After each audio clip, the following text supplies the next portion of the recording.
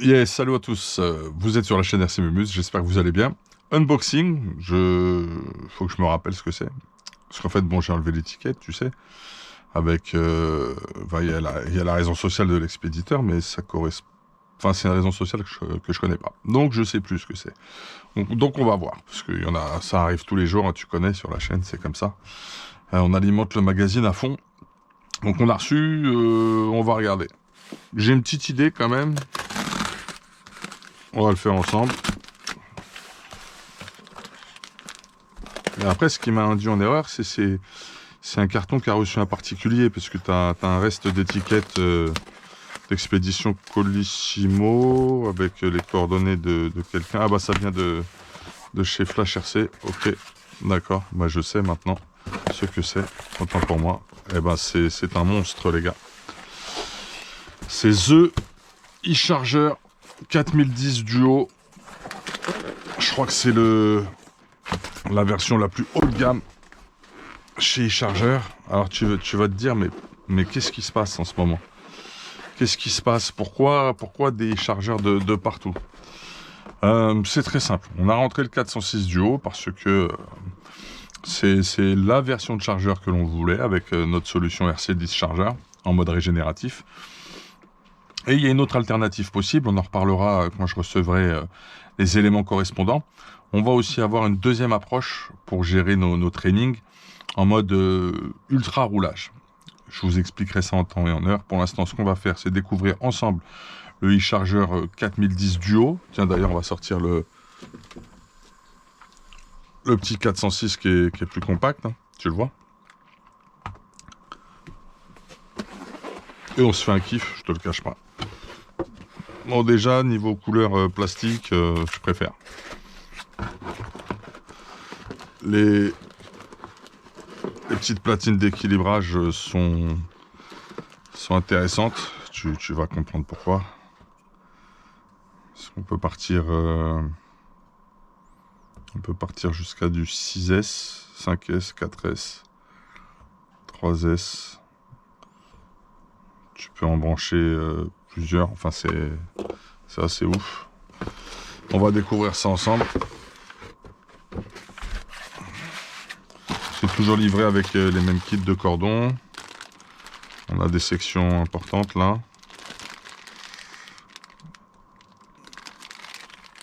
Ouais. On va regarder ça en détail tranquillement. T'as pas le feu. Boîte très sobre, rien d'exceptionnel. C'est très sobre.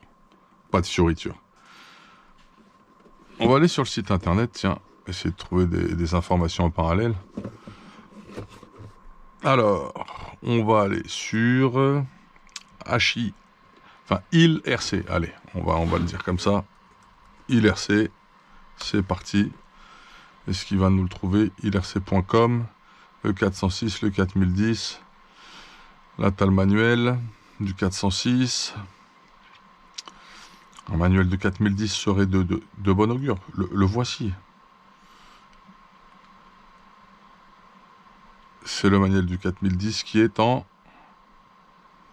anglais, mais bon, on peut traduire, hein, c'est pas un problème. On va le télécharger, quoi qu'il est en lecture directe ici. On peut zoomer un petit peu. Oui, c'est bien, ça allait bien cette interface. Excellent.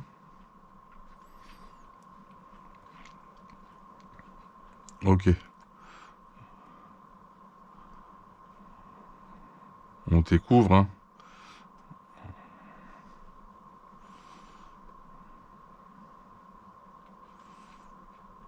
Il y a des protections. Il y a peut-être des mises à jour à faire. On verra. Bon, en tout cas, la notice est facilement accessible. Ça, c'est bien. Ok, c'est pas un problème. Parce que les histoires de mini CD-ROM, ça date d'un autre temps. Donc là, on est sur quelque chose de plus lourd, de plus conséquent. Donc forcément, on va gérer des puissances plus importantes.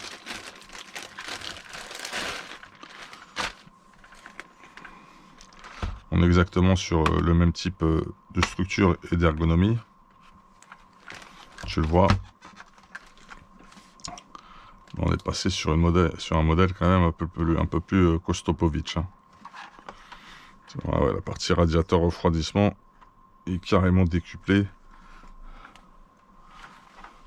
Les ventilos également sont beaucoup plus importants.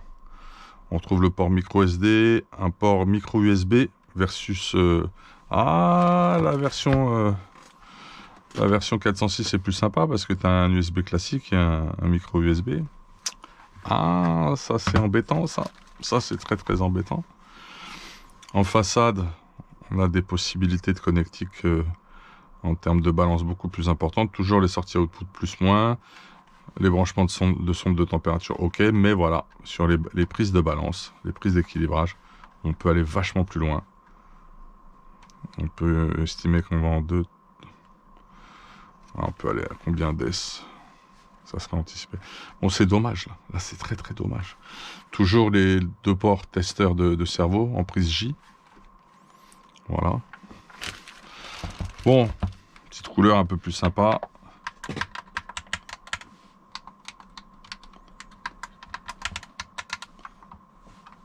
Palette un peu plus grosse. Même ressenti en termes de clics et autres. Ok. On a besoin de notices, là. Les caractéristiques techniques, là. Alors, je me demandais si j'allais faire un unboxing de ceci, mais c'est bien de vous présenter ces gammes de chargeurs. Là, tu es sur des chargeurs top niveau, ok. Tu es sur peut-être ce qui se fait de mieux, avec 2-3 autres modèles d'autres marques. Mais les chargeurs ont des possibilités de programmation pour créer des cyclings de gestion de charge des LiPo assez poussés. Et c'est en ça que la gamme chargeur est très intéressante. Même le plus petit des chargeurs a des fonctions très poussées pour programmer des cyclings. D'ailleurs, lorsque tu te prends une solution RC10 chargeur, tu peux partir du plus petit. Il existe le modèle 308 aussi avant le 406, qui est assez joli au niveau des couleurs plastiques. Donc tu as le S6, je crois, un truc comme ça. Je sais plus comment s'appelle le plus petit, mais bref. Tu as une offre qui est vraiment graduelle, fonction de tes besoins. Et tu n'as pas besoin de partir sur des modèles comme ça. Tu n'as pas un écart de prix très important entre le 406 Duo et le 4010 Duo.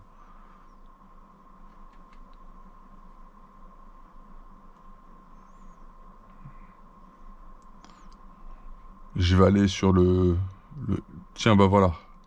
Spécifique. On est sur les spécifications, là. On est en plein dedans. Je vais aller les chercher en français, ça va être plus simple. On va aller sur Flash RC directement.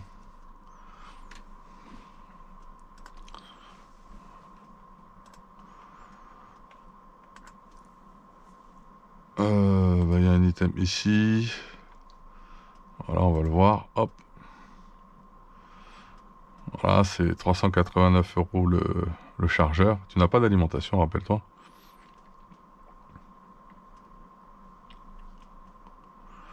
Alors, le chargeur 4010 Duo de eCharger est fait pour vous. Ah bon? Avec ces 2 sorties indépendantes, vous pouvez charger 2 batteries à la fois, de technologies différentes. Chacune de ces 2 sorties peut fournir une intensité de charge jusqu'à 40 ampères en simultané. Si vous avez besoin d'encore plus de puissance, vous pouvez combiner les 2 sorties en mode synchronisation et charger jusqu'à 70 ampères. Le 4010 Duo est capable de charger des accus de type lithium polymère, LiLo, LiFe, NiZn, NiCd, NiMH et plomb. Notice en anglais qu'on peut télécharger, elle était juste là, la notice en anglais, tu vois, on n'avait pas besoin de chercher midi à 14h. Ah, j'aurais dû le voir, je n'ai pas assez observé, qu'on avait un port USB différent. On peut aller jusqu'à 10S en fait, voilà ce que je voulais vous dire. Donc tu peux aller charger des accus jusqu'à 10S, c'est quand même intéressant. De 1 à 25 éléments en NiMH. Et de 1 à 18 en plomb. Tu as une sortie USB, ok, 1 ampère 5 volts. Ça convient parfaitement pour charger un smartphone, super. Protection anti-étincelle, refroidissement intelligent par une sonde, contrôle de la vitesse du ventilateur, protection interne de température, possibilité de sauvegarde jusqu'à 64 paramètres en import-export sur carte micro SD, c'est-à-dire que tous les programmes que j'ai créés sur le 406 Duo, un petit coup de carte SD, je peux les transférer sur mon 4010 Duo, ça c'est super, excellent. Résolution en volts 1 millivolt, d'accord, 0,001 précision, écran LCD 2 pouces et demi. Ouais, bon, c'est la même taille d'écran là, si je dis pas de bêtises. Exactement la même taille. Oui, on est exactement sur la même taille d'écran, tout à fait. 2,8 pouces, ok. Mesure de la résistance interne des batteries lithium polymère par élément, protection contre les inversions de polarité, possibilité de mise à jour du chargeur par USB ou par la carte SD. Le logiciel Logiview peut afficher, analyser les données de la charge ou de décharge. D'accord. Ah, c'est intéressant ça. On va mettre un clic sur Logiview là, en espérant ne pas perdre la page. Ok, il se passe rien. Donc les caractéristiques techniques masse 1,4 kg quand même. Tension d'alimentation de 9 à 50 volts d'ici, donc il te faut une alimentation qui donne du courant continu. Tu peux aller de 9 à 50 volts, super. Intensité max d'entrée inférieure à 65 ampères, ok. Intensité de charge max et décharge max 70 ampères en mode synchrone, 40 ampères en mode asynchrone. Puissance de charge maximum 2000 watts en mode synchrone, 1400 watts par sortie sous une tension d'entrée supérieure à 23,5 volts. Puissance de décharge max 200 watts en mode synchrone, 130 watts par sortie. Deux modes de décharge régénérative, par l'entrée ou par la sortie 1. Excellent. Ok. Puissance de décharge régénérative jusqu'à 2000 watts en mode synchrone, 1400 watts par sortie. Puissance en décharge extra pour lithium polymère pour les lipos uniquement en ajoutant une résistance externe sur le fil rouge du cordon de charge. 3200 watts en mode synchrone, 1600 watts par sortie. Voilà, jusqu'à 40 ampères. Courant d'équilibrage max 2,4 ampères en mode synchrone, 1,2 en mode asynchrone. Et ben écoutez, c'est quand même une belle bête, hein, quand même. Alors, il y a vraiment possibilité de faire énormément de choses. C'est très bien livré quand même. Au niveau des platines d'équilibrage, ok, tu peux te brancher en direct ici, tu as les détrompeurs, mais tu peux aussi tout poser sur des platines d'équilibrage. Ça, c'est plutôt sympathique. Ça, c'est exceptionnel. C'est pas mal, les petits patins antidérapants. C'est livré avec tous les câbles qu'il faut. Ah, ils ont fourni le petit câble USB. C'est très très bien ça. Très bien. Donc c'est bien livré, ok. Tu as vraiment tout ce qu'il faut en termes de cordon, que ce soit sur la prise d'équilibrage, que ce soit sur les prises de puissance. Donc ça c'est vraiment génial. Les plastiques sont un peu cheap hein, quand même chez les chargeurs. Mais ils ont l'air plutôt costauds-povitch. Il est vraiment dimensionné par rapport aux puissances qu'il est capable de gérer. Voilà. Donc c'est quand même un beau petit monstros. C'est notre nouveau bébé sur la chaîne. Et ça va être associé à quelque chose que l'on attend, vous verrez. Pour vraiment être en mode situation de run, situation de session, hyper roulage. Voilà. Et puis ça va nous permettre de vous faire découvrir autre chose comme méthode de gestion de vos lipos. Donc on a le régénératif avec notre solution qui est ici, ok. Et on va un peu étudier les systèmes de résistance avec des fortes puissances pour aller très vite sur les temps de chargement, les temps de décharge, de storage et autres. Ah, on aurait aimé des petits patins quand même antidérapants. Est-ce qu'il nous avait parlé de choses de ce type, il me semble? Il y en avait normalement. Ah bah voilà. Ah bah ils sont là. Il faut les apposer. Voilà, ça me plaît plus. Là, je suis content. Ok, donc on a les petits patins antidérapants. C'est le petit détail à la con qui fait bien plaisir. C'est important.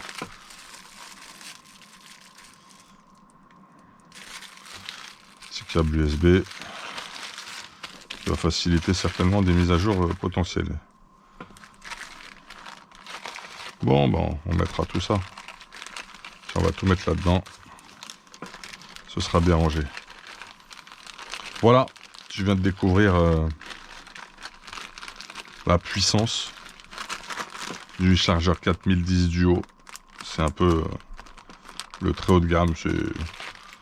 C'est un des chargeurs les plus hauts du marché. Il faut être très clair.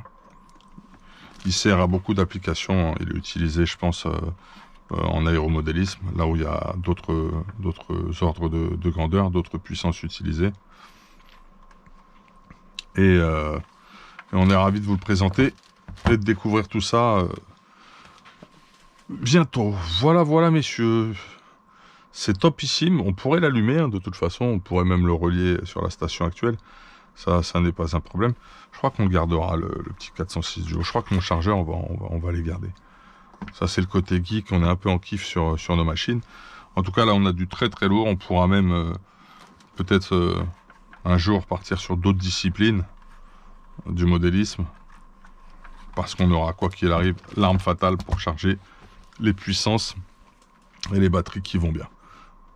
Bon, bah écoutez, c'est chouette, on est bien là, hein? Allez, c'était rapide, c'était court, c'était intense, c'était 4010 Duo, spécial e-chargeur, le grand frère, le petit frère, big up, hey, à bientôt. On ira plus loin sur cette histoire, n'oubliez pas, on va découvrir une nouvelle solution de gestion des accus.